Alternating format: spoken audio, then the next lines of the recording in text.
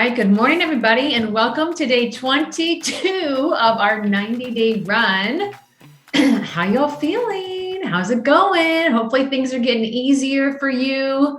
Hopefully you're starting to see some patterns. Maybe you're starting to get a DMO into practice that works well for you. Hopefully you're tuning into those MFA, massive action calls that we have going on 3 times a day. To get to see what people are doing when they sit down and do a power hour. Today, I want to talk about a couple of things. The first thing is the plan, do, review. So we are 22 days in, sorry. And you should start to see some things that are working for you, maybe some things that aren't working for you. And it's a really good time to sit down and do your review. Okay. So we plan to reach out to people. We plan what we're going to do in our business. We actually do it. And the part that most people forget about is sitting down and reviewing and then seeing what's working, what's not working. You may not even know what's working and what's not working, but your upline will. So reach out to your upline, have a conversation with them, and continue to tweak so that you have a process that's robust and that is working very, very well for you. Okay, so today, again, I like to keep these lessons super short and sweet, but really want to talk to you about objection handling. We're all having a lot of conversations, which means it's more of an opportunity for objections to come our way, which means we have to find answers and a way to handle those. And Eric he told us a little story today in the accelerator program about how things worked for him when he first started. And so what happened in the beginning for him was that he would get objections and go, okay, yeah, that's not my person. And he'd run away, right? Oh, I don't have any time to add anything in, Eric. Okay, awesome. Thank you so much. We'll see you around. Oh, I'm too busy with my kids. Okay. Yep. Totally understand that. Oh, I'm not good at sales. Okay. Yep. And he would just walk away. So he went from, that was like the first phase, was just like, as soon as he got an objection, he would walk away, which I think a lot of us can relate because we don't know what to say. And the second phase is getting into like super combativeness, right? So you start going to these conferences, you are bought in 100%, you hear these stories and you come at them with a rebuttal to their objection. So that's phase 2. And phase 3 is where I want you all to really settle in. Phase 3 has everything to do with understanding and relating and having a conversation with this person. I think objections are the most telling of all. I love when people have objections because that tells me what's top of mind for them and what I have to overcome in order to get them to say yes. And it may just be say yes to the next step, which may be looking at a tool, watching a video, come and do a call with me, whatever. So I love objections because I think objections tell you exactly what that person needs in order to move forward in the process. But there's a way to handle objections so that you keep the person engaged and they feel like you care about them. They feel like they're seen and that they're heard and that they're understood. Because, and I know some people every now and again, let me talk to my husband. Let me talk to my wife. We know that that's not an objection. That's like, I don't know how to tell you no. But this is when people are really like, they really are being thoughtful about their life and or the opportunity, and they're telling you what is standing in their way.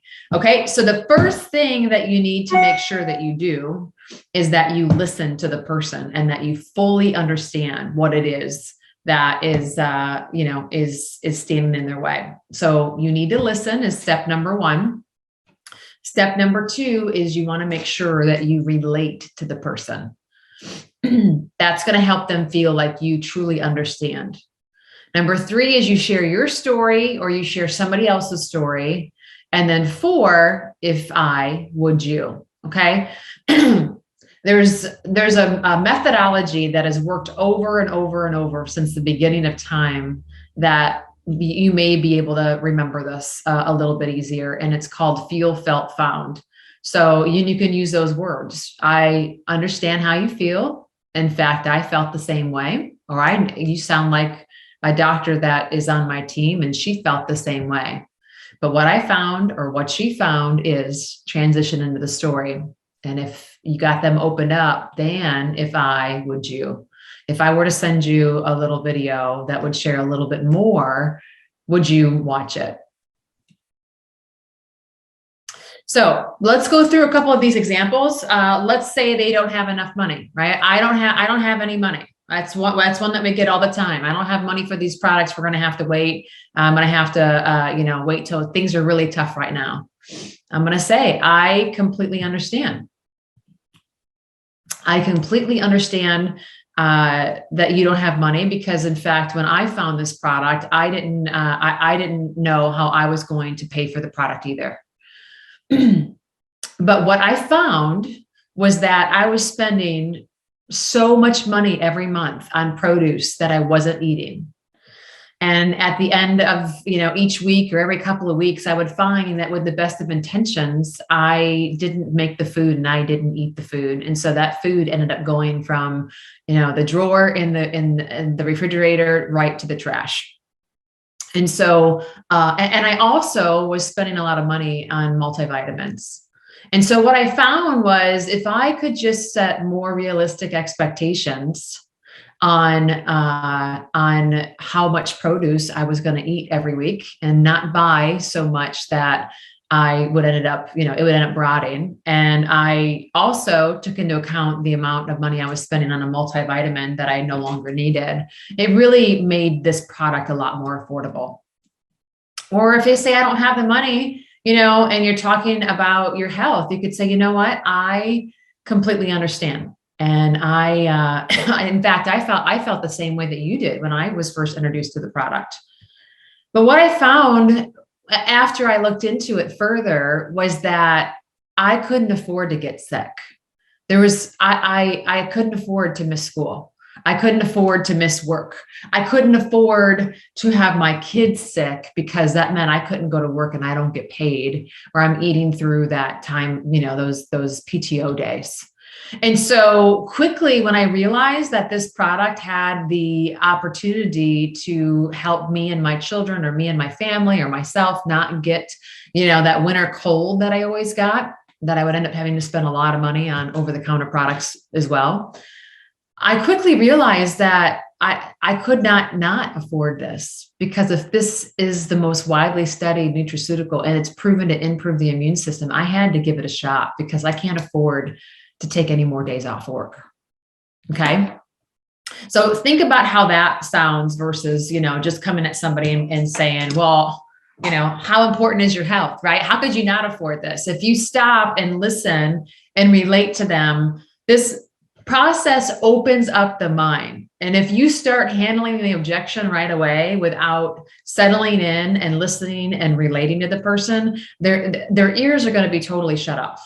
It's kind of similar if you read the book Sell or Be Sold by Grant Cardone, and he talks about, he always says yes. Whatever question somebody asks him, he says yes, because that opened their mind, and then he starts going and explaining. It's the same kind of thing, okay? So what if they say, I'm not good at sales? Listen, I completely understand. I completely understand, because I never felt and related to being good at sales either. I never liked the word sales. I hated that title. I just made me sound like I was bothering people. I didn't want any association with sales either. What I found is this really isn't about, selling in the sense that maybe you are interested. What we do here is we just have conversations with people. And, if you're out with your girlfriends and you hear them saying, man, I need to find a new nail technician. My nail girl is leaving. If you love your nail girl and she lives around the corner from your friend, tell me you're not going to recommend her.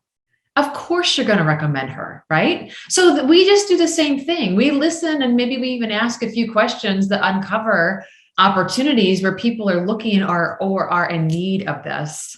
And then we just simply recommend it, like we would recommend the hair girl that we like, or the nail person, or the restaurant that we just ate at last night. So it's really just about being a good friend and listening and making a recommendation. If people aren't interested, they're not interested. We just keep on moving.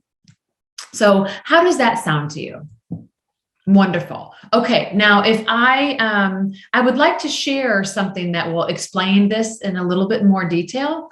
So if I were to send you a short 5-minute video, would you have time in the next couple of days to watch that?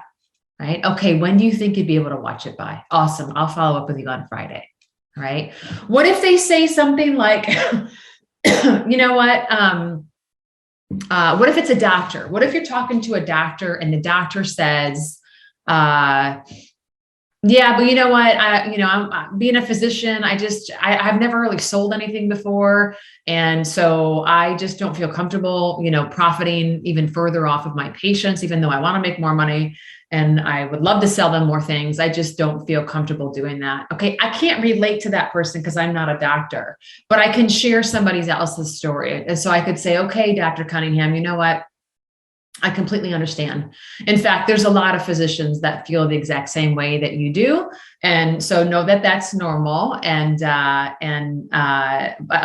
You actually sound like several of the physicians that are involved in Juice Plus. When they first got started, they felt the same way. So, what they found over time was that either their patients could pay them now for prevention and take a product like Juice Plus, or they could pay them later to help fix a problem, which is probably going to require more work, right? It's probably going to have some pharmaceutical involvement.